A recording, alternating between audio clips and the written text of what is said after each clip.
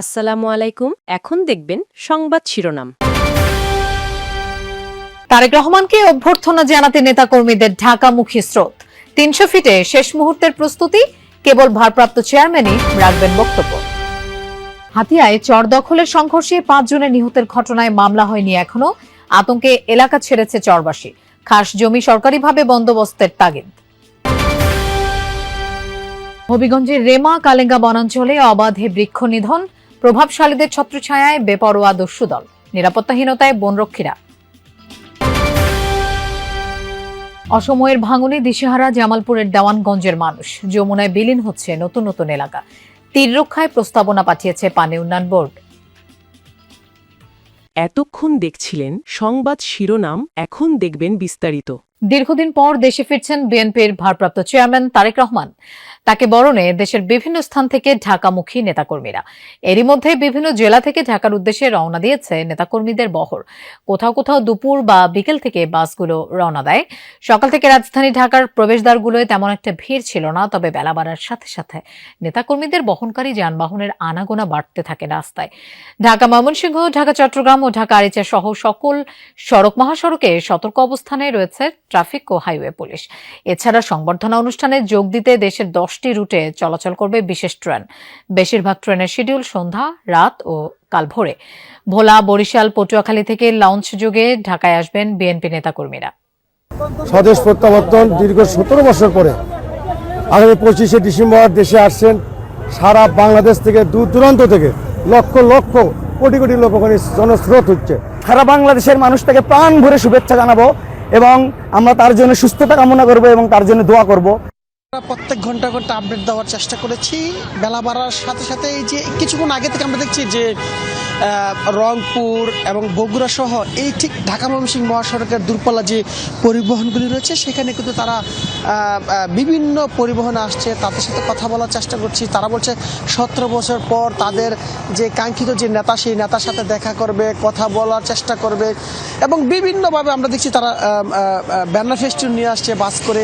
তারা আজকে বাসই থাকবে এমনটা বলছিল। তারা বলছে যে গতকাল থেকেই তাদের বিভিন্ন আত্মীয়স্বজনের সাথে যোগাযোগ করেছে, সেখানে জায়গা না হওয়া তারা বাসই থাকবে এমনটাই বলছিল। আমরা রংপুর থেকে আসা একটি বাস থামিয়ে কথা বলার চেষ্টা করছিলাম। তারা খাবার সহ নিয়ে এসেছে, এমন চিত্র দেখেছি। অর্থাৎ বলা চলে সব মিলিয়ে যে এই যে একটি অপেক্ষা, অর্থাৎ 17 বছর পর তাদের সেই অপেক্ষা আসলে পূরণ হবে, সেইটি কিন্তু আমরা দেখতে পাচ্ছি। তবে আমরা দেখছি যে অনেক নেতাকর্মী আমরা দেখছি টঙ্গী থেকে তারা পায়ে হেঁটে। নোয়াখালীর হাতিয়ায় চর দখলকে কেন্দ্র করে দুপক্ষের সংঘর্ষ ও গোলাগুলিতে 5 জন নিহতের ঘটনায় এখনো কোনো মামলা হয়নি। সদর হাসপাতালের মর্গে আজ মরদেহের ময়না তদন্ত সম্পন্ন হয়েছে। জাগলার চরে যারা বসতি গড়েছিলেন, সংঘর্ষের পর তাদের বেশিরভাগই আতঙ্কে এলাকা ছেড়েছেন। আশপাশের চর এলাকার পরিস্থিতিও থমথমে। নোয়াখালীর দ্বীপ উপজেলা হাতিয়ার মূল ভূখণ্ডের পশ্চিমে মেঘনার বুকে জেগে ওঠা নতুন চর জাগলা। দুর্গম এই চরে জনবসতি একেবারেই কম।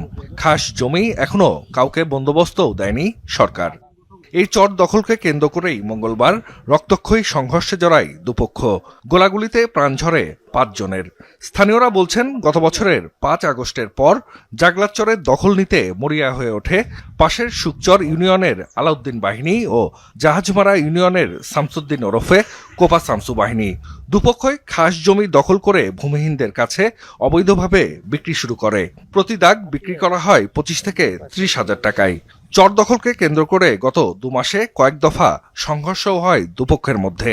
মঙ্গলবারের সংঘাতে নিহত হয়েছে 2 বাহিনীর প্রধানই।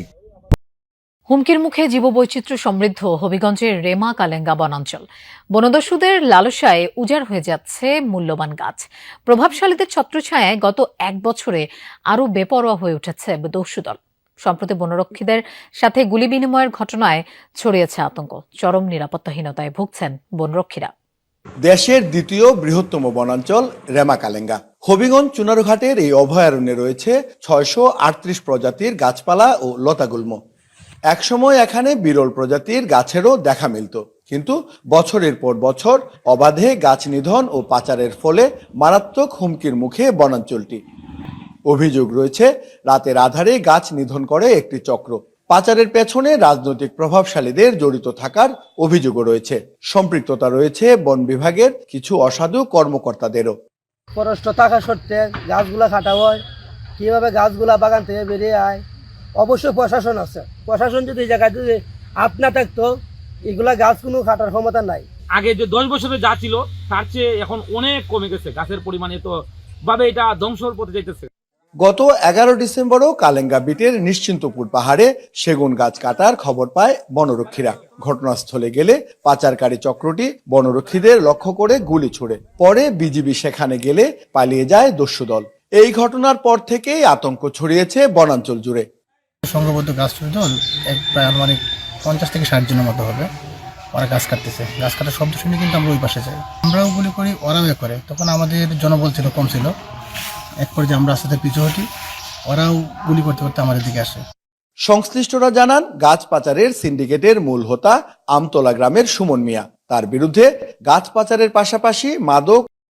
শুষ্ক মৌসুমে জামালপুরের দেওয়ানগঞ্জ উপজেলায় দেখা দিয়েছে যমুনা নদীর ভাঙন। অসময়ে বাম তীরের ভাঙনে যোগ হচ্ছে নতুন নতুন এলাকা। এতে আতঙ্কিত স্থানীয়রা। নদী ভাঙন থেকে রক্ষায় একটি প্রস্তাবনা বোর্ডে পাঠানো হয়েছে, দাবি পানি উন্নয়ন বোর্ডের। জামালপুরের দেওয়ানগঞ্জের খোলাবাড়ি এলাকার 53 বছর বয়সী বিধবা তাজিনা বেগম 3 বার ভাঙনের পর যমুনার পাড়ে ছিল তার দোচালা ঘর। সম্প্রতি শেষ আশ্রয়স্থলটিও গেছে নদীগর্ভে। এরপর থেকে হাড় কাঁপা শীতে খোলা আকাশের নিচেই কাটছে অসহায় এই নারীর জীবন। শীতের কষ্ট, সেই কষ্ট আর কোনো শেষ নেই। আল্লাহ সরকার সাহায্য করাতে তাহলে আল্লাহ কষ্ট দূরে যাবো, আর না করলে এই কষ্ট দূরই হবে না। টানা 2 মাস 2 কিলোমিটার এলাকা জুড়ে ভাঙনে বিলীন হয়েছে শতাধিক বসতবাড়ি ও কয়েক একর ফসলি জমি। এছাড়াও হুমকিতে শত শত বাড়িঘর, ক্লিনিক, নৌথানা, বিদ্যালয় ও 20,000 মানুষের যাতায়াতের জন্য চিকাজানি থেকে এরেন্ডা পর্যন্ত পাকা সড়ক। নদী ভেঙে নিল, আমার বাড়ি ঘর দেওয়ার জায়গা জমি নাই, কই থাই শীতের মধ্যে যাওয়ার মতো কোনো অবস্থা নাই। যদি এখন ভাঙ্গার কথা না, কিন্তু তারপরে নদী এতটাই ভয়ঙ্কর, নদী এখন ভাঙ্গা শুরু করছে। আমাদের এখান থেকে কয়েক কিলোমিটার পশ্চিম দিয়ে অনেক বসত ভিটা ছিল, সেই বসত বাড়িগুলো অলরেডি চলে গেছে। ভাঙন থেকে রক্ষায় রাজনৈতিক ব্যক্তিসহ সরকারের বিভিন্ন দপ্তরে ঘুরেও সুরাহা পায়নি ভুক্তভোগীরা। তাই ভাঙন ঠেকাতে সাময়িকভাবে ব্যবস্থা নেওয়ার দাবি তাদের। খুব তাড়াতাড়ি আমাদের এখানে জিও ব্যাগ দিয়ে নদী ভাঙন রোধ করার জন্য আমরা সরকারকে আবেদন জানাচ্ছি। অনেক বাড়ি ঘর বিলীন হয়ে গেছে গা, অলরেডি একটা প্রাইমারি স্কুল ছিল, ওটা বিলীন হয়ে গেছে গা। এখন একটা রাস্তা, অনেক লোকের যাতায়াত, প্রায় 40-50 হাজার লোকের যাতায়াত এই রাস্তা। অনেক জায়গায় আমরা চেষ্টা করছি, অনেক যোগাযোগ করছি, এরপরে কোনো আমাদের কোনো ফল আসে না। এই কাজ, এই চেষ্টায় আমাদের কোনো পদক্ষেপ না, কেউ পদক্ষেপ নেয় নাই। এরই মধ্যে সেই অঞ্চলের 900 মিটার